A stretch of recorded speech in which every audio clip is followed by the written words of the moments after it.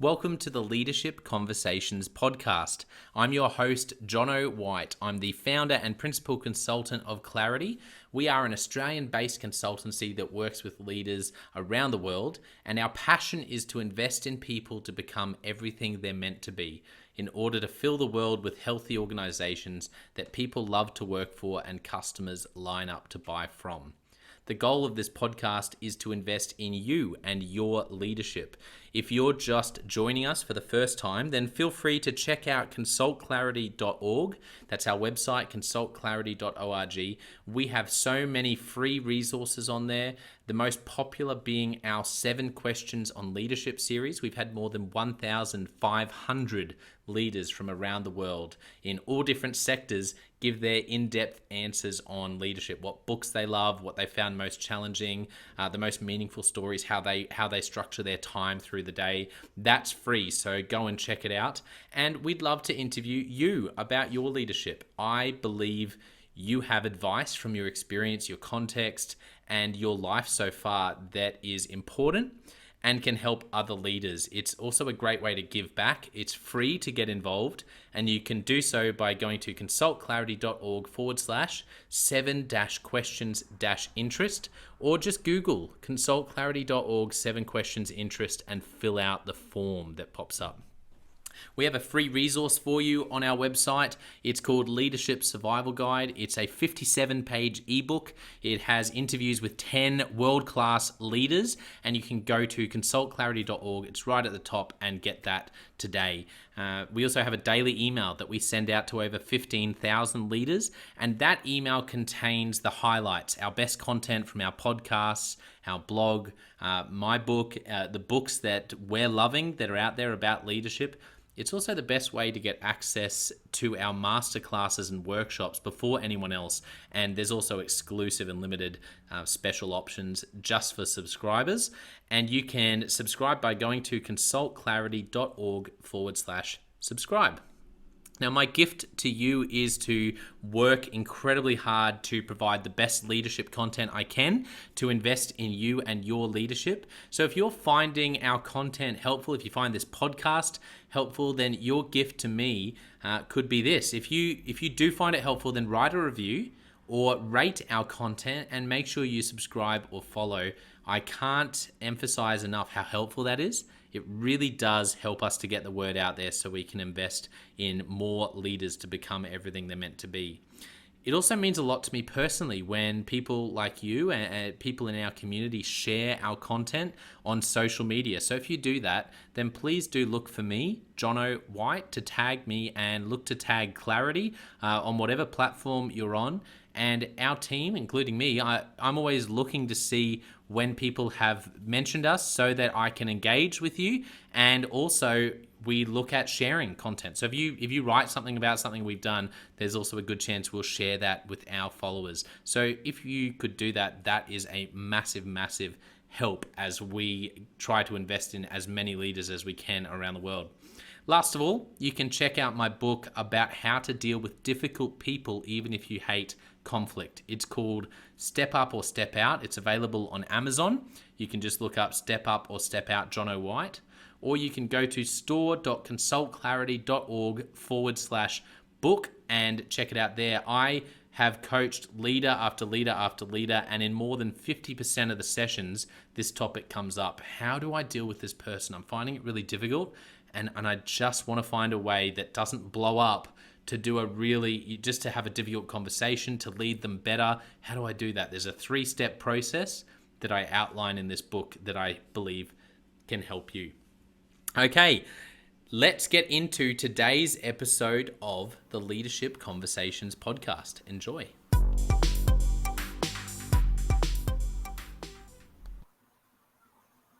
Welcome to another episode of the Leadership Conversation. Today's guest, Bilek, is the Managing Director of Freudenberg Sealing Technologies, also known as FST. Welcome to the podcast, Charlie. Thank you, Jono. Great to be here. So first of all, can you tell us a little bit about FST and your role as Managing Director here in Australia? And tell us about the organisation and what you do in your job. Absolutely. So Freudenberg Sealing Technologies is a organization that specializes in sealing technology, so O-rings, seals and gaskets, and it's a product that we find in our everyday lives, but we don't give it much thought unless we're having a bad day with a seal. Um, the organisation was founded in Germany in 1860 and has grown to the global powerhouse and sealing technology leader that it is today. My role with Freudenberg Sealing Technology is, as you mentioned before, managing director, and I'm responsible for the Australian division, so the operations here, so our warehouses around the nation, and our staff around the country. We service basically a myriad of industries and market segments, everything from food and beverage and agriculture all the way through to mining, chemical, and everything in between. So there's your pharmaceutical, there's water handling, and you name it. It's a very, very diverse industry. While seals themselves might not be very exciting, definitely the industries we deal with, the customers we deal with, and the people we work with keep it very, very rewarding. Yeah, incredible. Thank you so much for sharing a bit about FST and about what you do in your role. Wonderful. Let's jump into your story, Charlie. I'd love to start with your childhood and growing up. As you look back, what are some of the moments or even themes from that season of your life that really shaped you into the person and the leader you are today? Look, I'd have to say it's, my first memories of, leadership and wanting to be somebody that can make a difference would have to stem back to primary school. This was, growing up, something I always thought, shaping the direction, working with people, understanding where they're coming from, and what fulfills them has always been something that I found quite inspiring. And it started in the playground pretty much, when you start to look at, what kids were doing in their free time that motivated them. And it was team sports like soccer, it was playing marbles, it was playing cricket, and these sort of things. And from a young age, I've always been fascinated by what motivated and drives people. And that sort of is where it all sparked for me. It's amazing how often sports comes up. You mentioned sport. What were the biggest lessons you learned about from playing sport? Yeah, I think sport really identifies with a lot of people. It's obviously an activity that people enjoy, people partake in. Some sports are solo sports, some are team sports, but I think um, they both drive us to be our best and challenge ourselves. And I think that's intrinsically who we are. We want to be challenged. We want to make a contribution, and I think that's something that binds us together, and with sport is reflected in our day to day, whether it be in our work lives, our private lives, and I guess the fitness obviously that comes with that is an added bonus, right? Yeah, yeah. Oh, I love. There's something about sport that, and I feel like it is a bit of a parallel for leadership. I try to stay fit by myself. At the moment, I'm doing a bit of cycling, but I'm a soccer. That's my number one sport. Although I love playing a lot of cricket and I follow a lot of sport, but the sport that I love the most is soccer. And it's funny how the effort involved for me to get fit, and I say get fit right now because I wouldn't necessarily say I'm super fit right now. To get fit, cycling or running is massive. But as soon as I'm part of a soccer team and you know you've got a game coming on the weekend, then you're on the field. It's amazing how far I can push myself way beyond what I would normally do.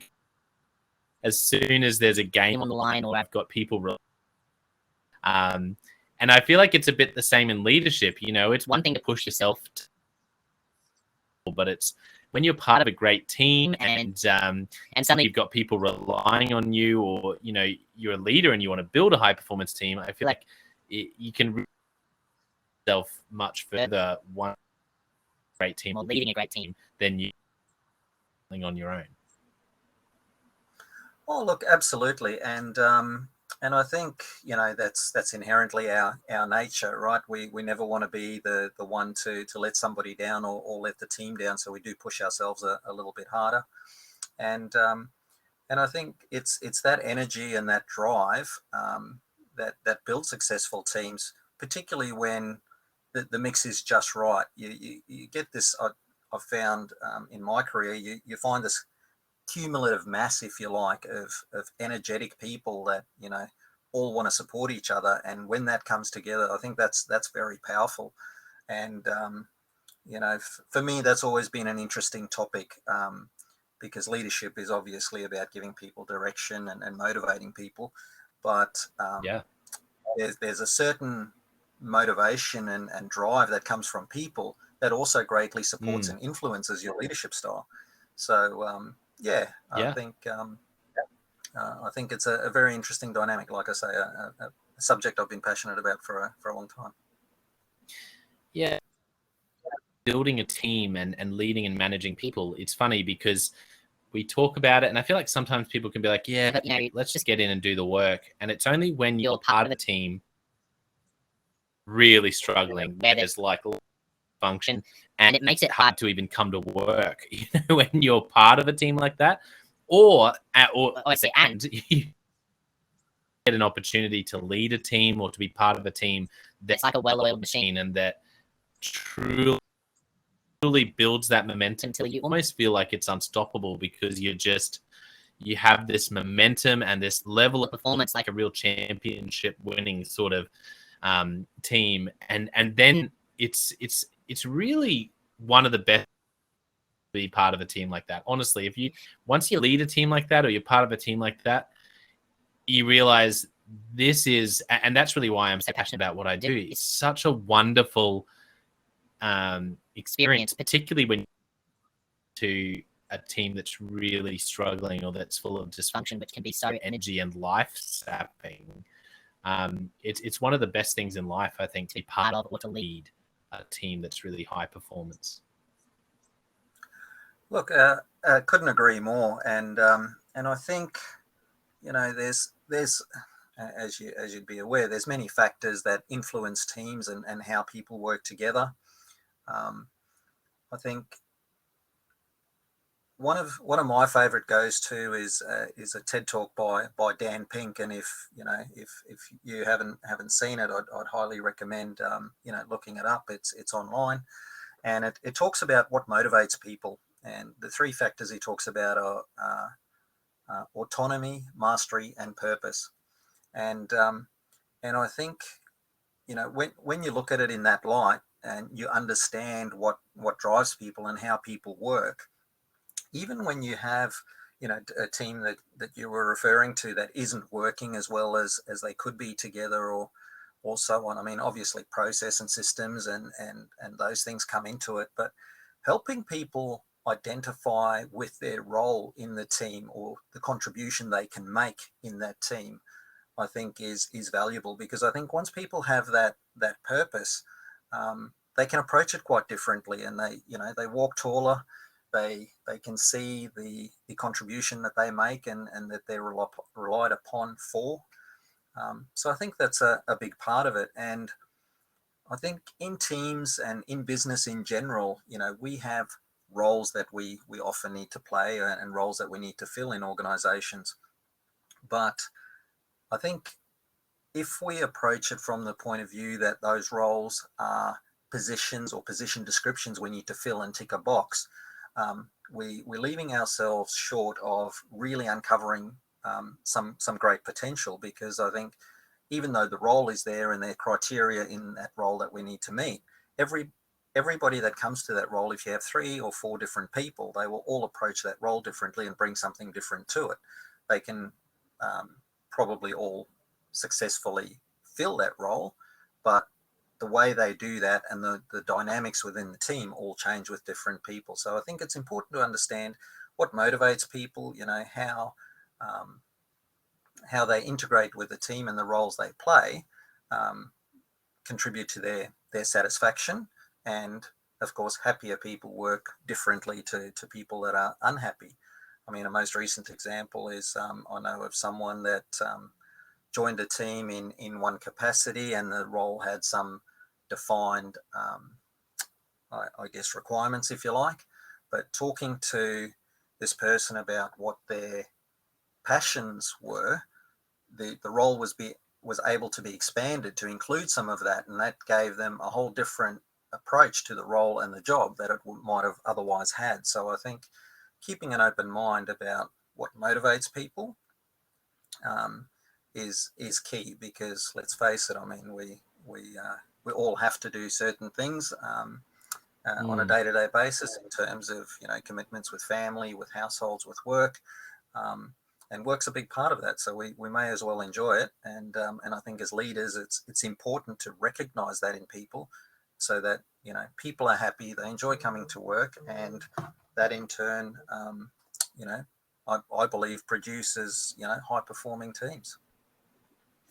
Yeah, I agree, and I love that you mentioned Dan Pink. I'm a big fan of his work.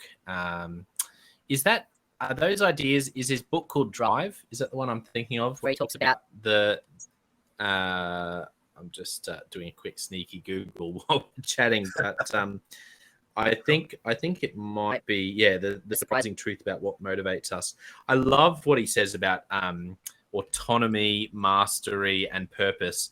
I'm a really big fan of those ideas, actually. How have you been able to use them? I know there'd be a lot of people listening who might have come across that, or I would double what Charlie said about going and watching that TED talk. It's genius and so helpful. How have you been able to put that into practice? Any advice on how you've been able to use those three specifically: autonomy, mastery, and purpose, to understand more how your people are motivated? Yeah, look, absolutely. I think it almost comes full circle in terms of how people define then leadership. I take a view that as a leader, I need to support, I need to guide, I need to give direction, I need to give structure. But that's kind of where I think it stops for me. There are some leaders that take a much more I guess direct approach and manage on a much deeper level. I prefer, as you say, to practice the autonomy, mastery, and purpose methods, which means I don't micromanage. Again, I provide direction, structure, and guidance, and of course support. There's nothing more rewarding than working with people and and seeing them shine and them do well. But ultimately, those motivating factors of autonomy, mastery, and purpose really play their role. And if we break it down on the autonomy side, um, as Dan talks about, as individuals, we all want an element of freedom, an element of um, space or latitude to bring something of ourselves to our role, to take control of some elements of what we do. It doesn't necessarily mean we want to work alone, but we also don't want to be micromanaged as people. As human beings, I believe we're reasonably free spirits. And I think offering people that in their roles is important, so that they can make something of the role that is theirs, that they own, that they contribute. So I'm big for identifying the requirements we have of a role, or the outcomes or deliverables that we need and we look for. But I really encourage the autonomy bit, letting people bring ownership, letting people bring something of themselves to that role, to make it their own. And I think that Yeah. versatility and that freedom is quite engaging. And I think the autonomy then helps them find, um, you know, um, or lets them build on that mastery. So you end up with people winding up outside their doors, because now these people feel like, I've been able to bring something of myself to this role. I will give my best, and with that, people see the energy. People are drawn to that, and it gives them an ability to share their expertise, to share knowledge, to share wisdom, And I think that also is quite empowering for people when they then realize that, hang on, I have the freedom to do this, and I also have the power. I have the knowledge to build on that and bring something bigger and better. And by definition, I think the combination of those two then culminates in the purpose, and that gives somebody purpose. I mean, we all want to contribute. We all want to be part of something bigger. I mean, as Dan Pink talks about, uses Wikipedia as an example, that, we all contribute willingly for free to build something that we all share in. And for me, that's how the three come together. I mean, we could talk all day about this, but I think that's pretty much a summary from my side. I'm so happy you brought that up, because if there's any, it's definitely one of my favorite concepts I've come across in the past few years. And I think there'll be a lot of listeners who maybe right now, that's what I love about podcasts. They might be jogging along the river, or they're on the train on the way to work. And this has been the thing, like, oh, I need to work out how to understand my people better. And they'll go and watch that TED Talk. I'm so happy you brought that up, Charlie. Let's jump into your story. I want to ask you about the first time as a leader you really were in the deep end, or you felt new ground, or that sensation of, oh, I'm really out of my depth here, or being stretched. Do you remember what comes to mind about that first opportunity that really sort of stretched you as a leader? Yeah, look, absolutely. I think it was in my much younger days. I remember working in an organisation and an industry that was, in the steel industry, that was, very new to me at the time. It was a position where I guess I'd come from, a position of working on the tools, as you might say, to a position where I had some responsibility, and I had to take, I had to take people on a journey, so to speak. And I thought I'd watched people do it before, but I was also expecting, I guess, a different level of interaction with some of the people I'd been working with. Because one minute, we're, for want of a better term, I was one of the boys, and we're all working in the factory together. And the next minute, now I'm responsible for some of these outcomes, and I had to take a different position. And I assumed at a young, naive age that, with the position would come some, if you like, some authority, and, things would just work. But it became clear very quickly that that's not how it worked. And, I think there's a couple of factors in there.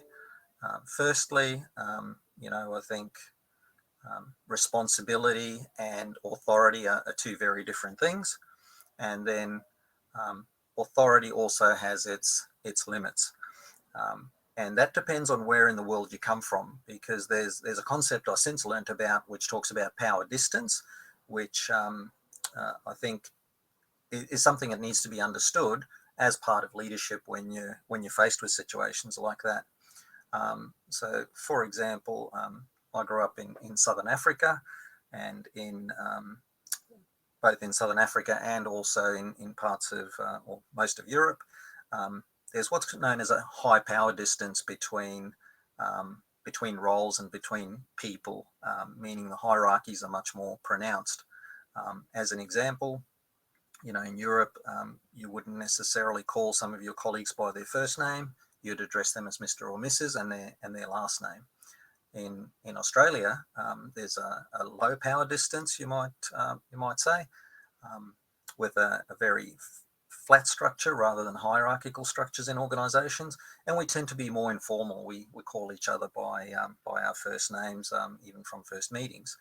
And I'm not saying either is right, wrong. They're just simply different. And I think understanding that difference helps you understand how you approach some of these situations. So it became very clear to me that, in these different environments, you have to change your approach. And at the heart of it, at the end of the day, are people. And it's about respect, and it's about, communication. It's about again, understanding every individual's motives, and then understanding how they're part of the big picture.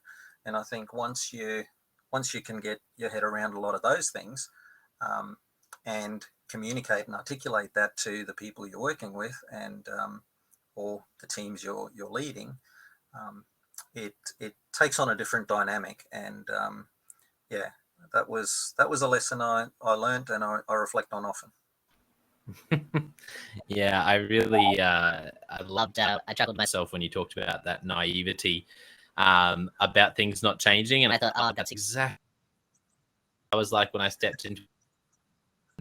I think some of the things I assumed would be really hard were like about doing some of the work in that role really easy, and some of the dynamics of dealing with people and the changes in some of those relationships completely caught me by surprise.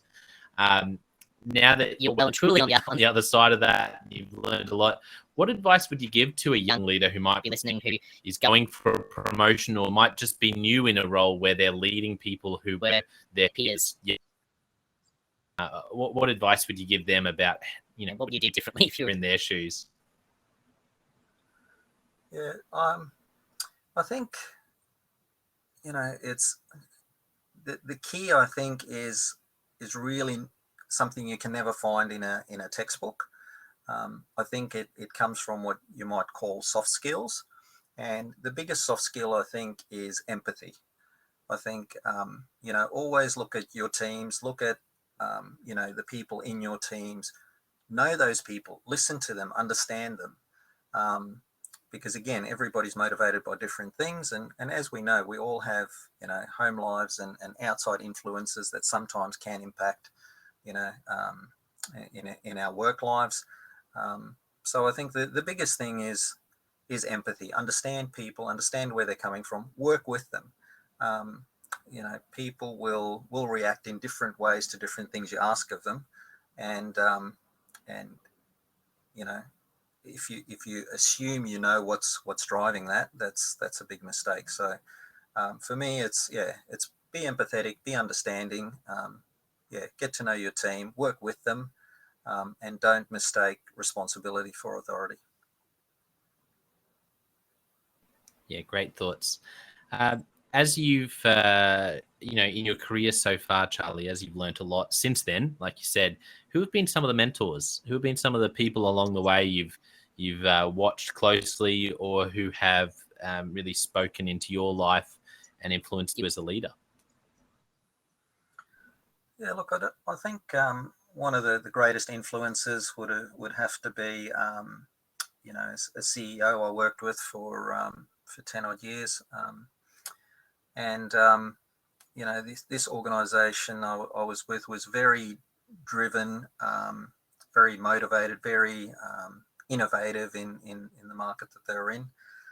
And the reason I think it was so influential was because they practiced in many ways the essence of, again, what Dan Pinks talks about, that autonomy, mastery, and purpose. And the way they did that was basically by giving people direction, but also by giving them freedoms.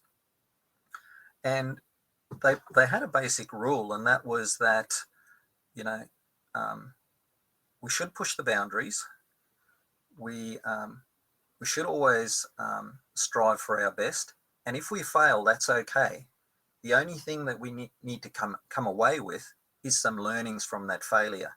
And it was that permission to fail, I think, that sort of culminated in all the things that we've spoken about today. It's the autonomy, the mastery, the purpose, the empathy, the understanding of people and what motivates them. It really empowered me to take my career to the next level, and really gave me that clarity and confidence to do so. And also, I guess by nature, I've always been a person that would take ownership and take responsibility of tasks and activities, and being in an environment where that was, I guess, encouraged, where that sort of wasn't stifled, was that was very confidence building, and that really helped me grow as a person, and also as a professional. Yeah, incredible. Wonderful. Thank you for sharing that story. What about aha moments? Since that time, you mentioned that walking into that role, and I love how you also said that first role, that how much you learned from it and really grew as a leader. But more recently, can you think of any aha moments where the penny has really dropped for you? You made a mistake and it stuck with you. Someone gave you a piece of advice that proved to be completely true or completely incorrect, or just something else where there was a moment and you think, yeah, something really shifted there.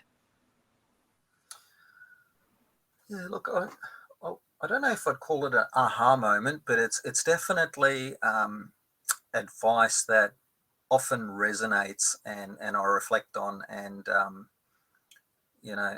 think is something that yeah, it's just proven to be true over and over again. And for me, that is again advice I got from someone that I looked up to, that I worked with closely for a long time, and a mentor that was guiding me through, for example, my leadership journey, and particularly when it came to recruitment and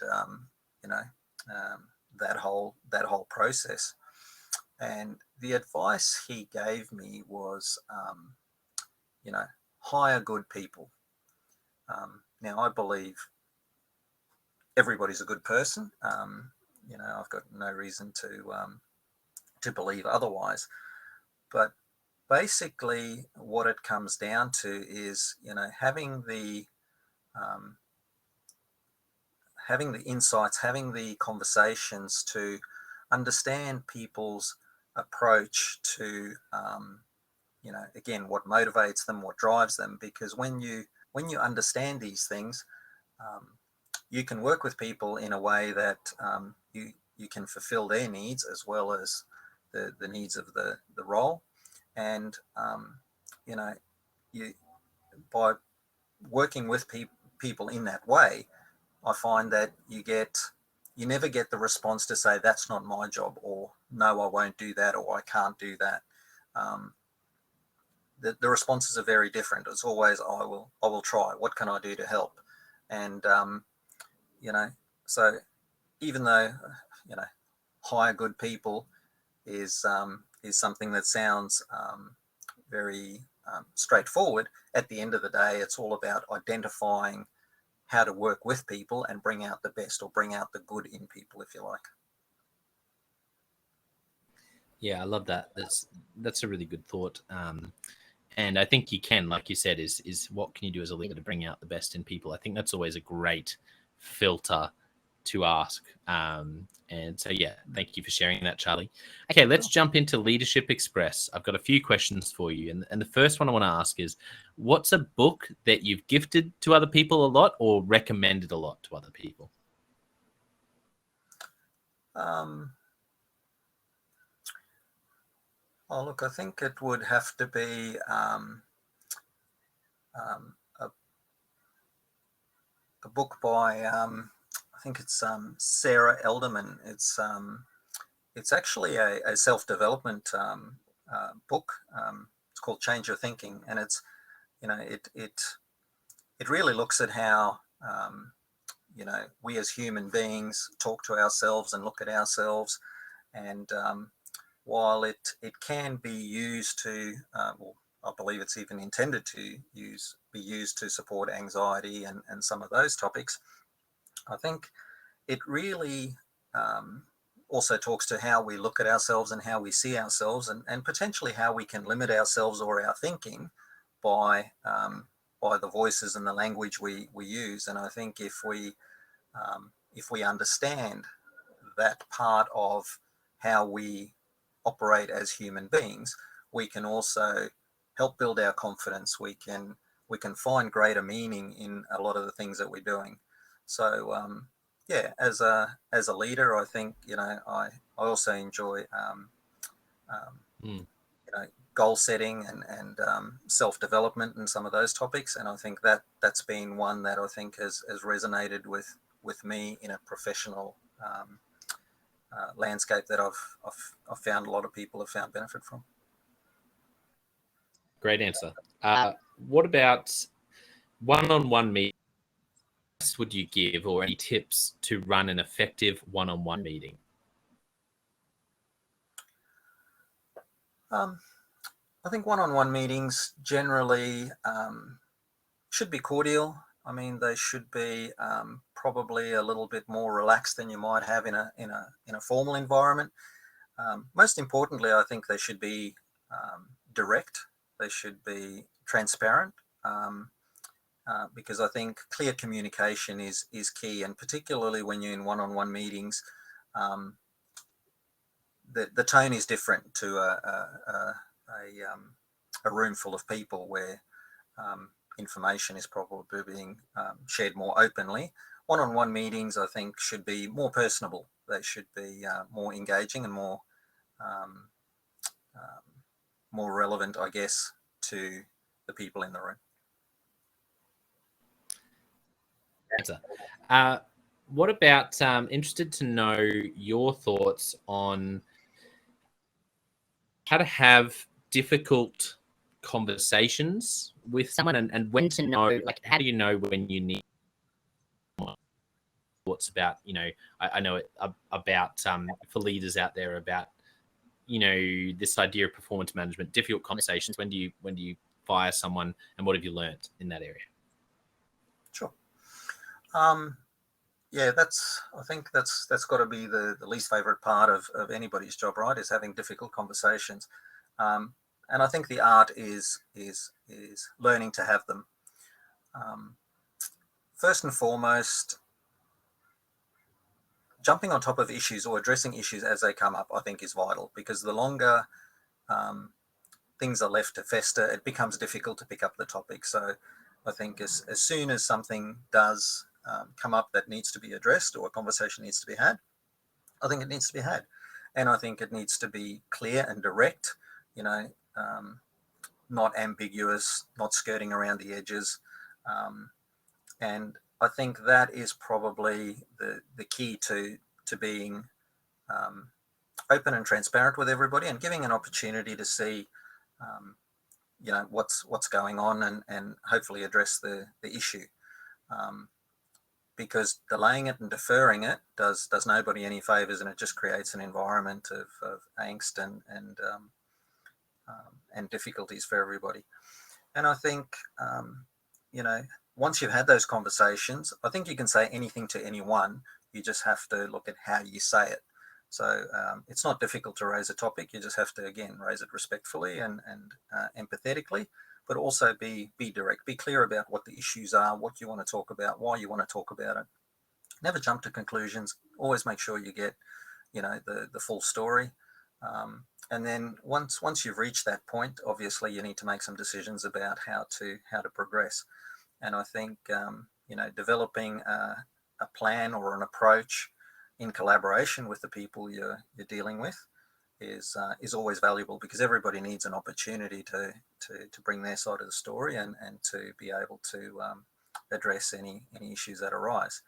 And I think if you get to a point where that's not happening, I think another conversation is warranted about sharing observations about what you see and what you feel, why you feel that way, and again, looking for responses. And then again, if you sort of don't get results after a couple of those conversations, then I think the conversation becomes very different, and you really need to outline what your requirements are. And if those can't be met, then I think you need to be very clear about what the alternatives are.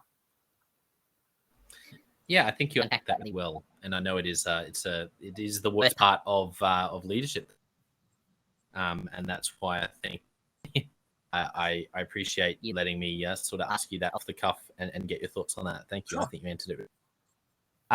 What about, and I'm throwing a few here that aren't in the notes, Charlie. I don't know how much of a preparer you are. I apologize if you're a fastidious note reader, but two questions I wanted to throw. So Charlie's getting put on the deep end here. So that's it.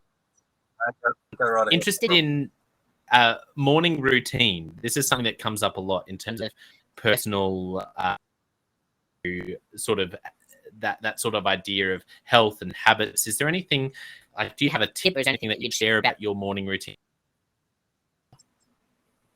Look, I think routines are valuable, right? They help us. They help us structure our thoughts. They help us structure our activities. Um, and I think my routines have changed over time. There used to be a time when I was able to get up in the morning, go to the gym, get home, get prepared for work, and undertake my day. And then life happens, and kids come into the mix, and some of that stuff goes out the door. But the routines, I think, remain important. So, for example, thinking about you know getting up in the morning, thinking about the day ahead, you know, taking the time to spend with family, I think is important because let's face it, most of us don't get to see our families during the day while we're working, and and approaching the day in a structured way. So I map out my day in my mind before the day even starts. Once I've done that, I park that to the side. I take some time with my family to find out what they're doing for the day, anything else that needs to be tended to in the family. And then when the working day starts, straight into that. And again, reverse that routine in the evening again, spend some time with the family, catch up on the day that's been, and then think about what I'm doing the next day. So I'm constantly working on a list in my mind on where things are at. For me, I find that's the best way to keep structured, particularly when there's so many moving parts in my day. Yeah, great answer. Thank you for that.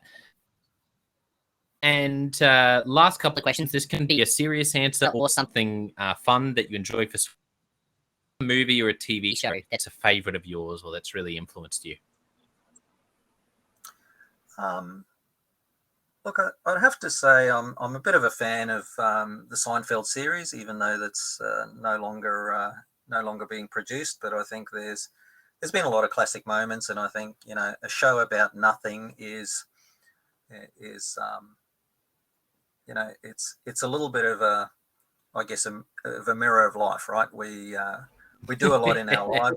Some of it is about nothing, um, and I think the other thing that we sometimes miss is that when we are doing nothing, our subconscious is still working on problems that we've encountered during the day, during the week, whether it be at work or at home. So I think downtime is valuable, and doing nothing sometimes is valuable because it just gives you that opportunity to boost that subconscious. But yeah, I think Seinfeld, I think, got it right in many ways. Yes. So I do enjoy a good Seinfeld laugh. Any favorite Seinfeld moments? Because I love Seinfeld Too many as well. to mention. Too many to mention. But yeah, look, I think the Kramer's coffee table book was always a good one.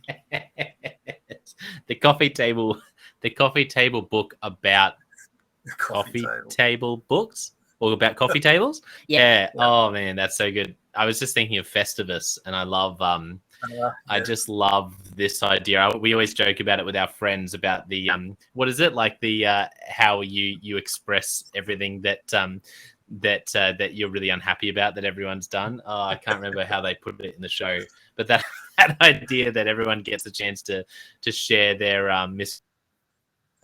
Oh, anyway, anyone who's never heard of it should seriously to watch it, which it shows you a bit about my personality. But I have a mate who loved it. I didn't grow up on it, so I knew it was amazing, and I thought, you know what? I reckon if I just force myself to really go through it and watch it, I'll end up. And so I did. I started with the most highly rated episodes on IMDb, watched them, wasn't a big fan, kept watching, and then watched it all the way through.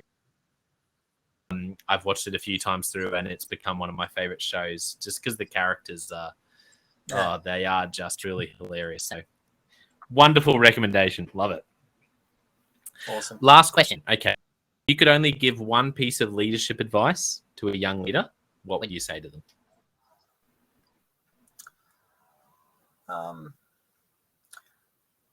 I would say, apart from being empathetic and mindful of the autonomy, mastery, and purpose that motivates and drives us, I would have to say, a decision is better than no decision at all. And there's a few things in that. I think if you hesitate, if you can't make a decision, um, it that can perpetuate throughout teams and throughout organisations, and that can lead to things becoming stagnant and people having a loss of confidence or not having a feeling of direction. And look, we're all human, and we're not always going to get it 100% right, but you have to have the courage of your own convictions. You have to be able to read the landscape. You have to be able to identify with all the moving parts that you're dealing with, and you have to be able to be forthright in your decision making. So I would strongly suggest, become comfortable with making decisions. Be open to admitting when you're wrong if you haven't got it right. But yeah, I think making a decision rather than procrastinating is key. Yeah, that's great advice. I was just thinking about that yesterday, that exact thing actually, and I think it's particularly for some personalities who are indecisive, it's learning that a decision is better than no decision, and there's moments to listen to the room and really listen and hear, which comes up all the time on the podcast. But there's definitely moments where you just need to make a call, make a decision, and because that indecisiveness is not good when it flows through an organization. Wonderful advice to land on. For those who really enjoyed today, where can people find you and connect with you on LinkedIn or Twitter, etc., and also find out about FST? Absolutely. LinkedIn. Just Google Freudenberg Sealing Technologies and my name, and you'll find me there. I'm more than happy to connect with people and revisit anything they've heard today, or any other ideas that they'd like to talk about. Wonderful. Well, I want to thank our listeners for tuning in. Such a great episode. Wonderful and stories, but also some Seinfeld moments, which makes any episode brighter for me because I love that show so much. Don't forget, I also have the John White, the Leadership Question of the Day podcast, so you can go and check those out if you want to continue to grow in your leadership. But I want to finish today by saying a massive thank you to you, Charlie, for being so generous with your time. Stories I just mentioned, and it's such a joy to spend time with. Thanks for coming on the podcast.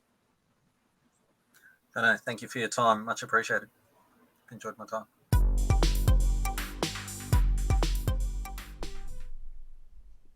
Well, I hope you enjoyed that episode of the Leadership Conversations podcast as much as I did. If you're joining us for the first time, don't forget to check out consultclarity.org. That's our website, consultclarity.org.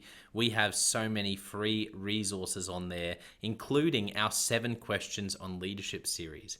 We've had more than 1,500 leaders from all over the world in all different roles, in different industries, answer these 7 questions on leadership, and leaders give these in-depth answers around how they spend their time, a book that's been significant for them. It's just a gold mine. It's completely free to access, so go to consultclarity.org and look for that. We'd also love to interview you about your leadership. I believe your experience, your life, your context means that you have advice on leadership that other leaders can learn from. Yes, you, if you're going, not me. Well, no, I really believe you would have something to add. So if you're looking for a way to give back, it's completely free to get involved.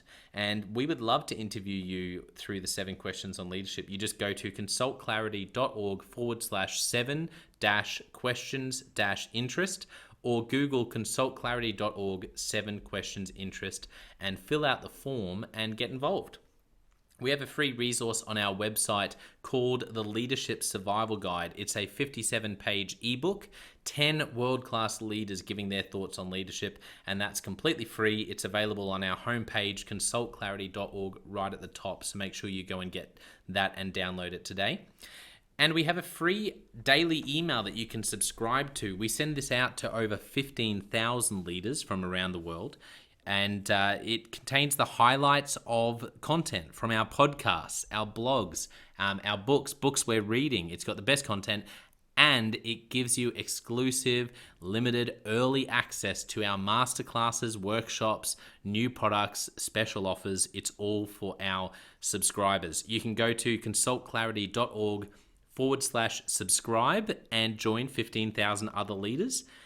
And my gift to you is to work really hard, particularly through the Leadership Conversations podcast. I have been blown away by the quality of the leaders, and I'm learning as much as anyone in doing these interviews. So I'm having a great time.